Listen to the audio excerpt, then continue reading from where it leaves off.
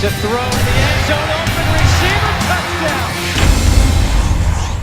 Welcome to Big 12 Football Preview. Alongside Big 12 Insider Wendell Barnhouse, I'm Kristen Keith. A huge weekend lies ahead for the league. The college football playoff era is offering a new narrative, and last Saturday, the Big Ten found out what happens when the story is how poorly you fare in non-conference games. Now this Saturday, the Big 12 has 7 games with teams from the Power 5 conferences.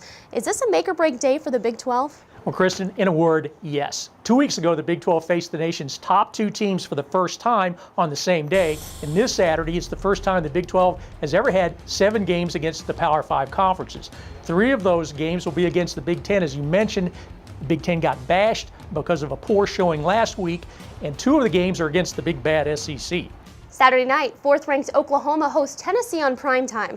Bob Stoops holds a 12-0 home record against SEC teams. What's the key to keeping their record clean at home come Saturday? Well, this is a very young Tennessee team. They've got nearly 24 freshmen who are contributing. These guys were playing high school football last year, and they're going to be facing an Oklahoma team that's got a lot of talent, a home field advantage. It's going to be a national TV stage. All of that, I think, is going to be a tall order for the Volunteers. The Sooners have jumped out to 21-0 leads in the first quarter in each of their first 2 games. If Oklahoma continues that trend, I think it's going to be a long night for the Volunteers. Next game on the slate, West Virginia is on the road to face new Big Ten team Maryland. Last year, the Terps snapped West Virginia's 7-game win streak 37-0. How can the Mountaineers get revenge this year? Well, Kristen, of last season's 8 losses, I think the Maryland game has lingered the longest for the Mountaineers. West Virginia's offense has been outstanding in the first 2 games, and I expect senior quarterback Clint Trickett to have another big day against the Terps. Now, Maryland has turned it over 7 times in 2 games, and if the Mountaineers can get some extra possessions Saturday, I think they'll take a victory back to Morgantown. All right, the next game is near and dear to my heart. Saturday at 2:30, my brother's alma mater, Texas Tech, hosts my alma mater, Arkansas.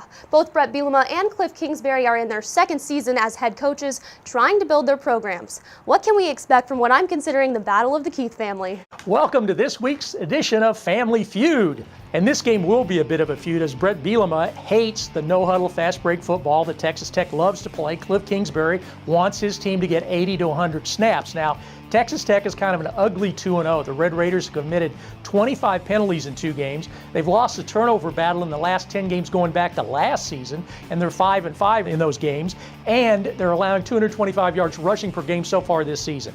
Those numbers have got to change if they're going to beat the Razorbacks. Perfect time for our stat of the week. 16. That's the number of FBS teams that have more touchdown passes than Texas Tech's Bradley Marquez has solo. Wow. Yeah, and other than Marquez, who has 5 TD catches, Jakeem Grant is really the only other Texas Tech wide receiver who's been productive so far. Marquez, a senior, is kind of becoming the go-to security blanket for quarterback Davis Webb, particularly when the Red Raiders are in the red zone. Let's take a look at that schedule one more time, Wendell. What other games jump out at you? Well, the Baylor game Friday at Buffalo, they're having a blackout there. It's one of the biggest games in Buffalo history. And Bryce Petty, the senior quarterback for Baylor, he's been cleared to play. He missed last week's game. He'll probably see action. The other game to keep an eye on, UT San Antonio at Oklahoma State. The Roadrunners are a dangerous team. You want to know how dangerous? Mike Gundy is telling his players this is just like a Big 12 opener. It's a make-or-break weekend for the conference. We'll see you next week to recap the madness and gear up for the start of conference play. For Wendell Barnhouse, I'm Kristen Keith. We'll see you next week.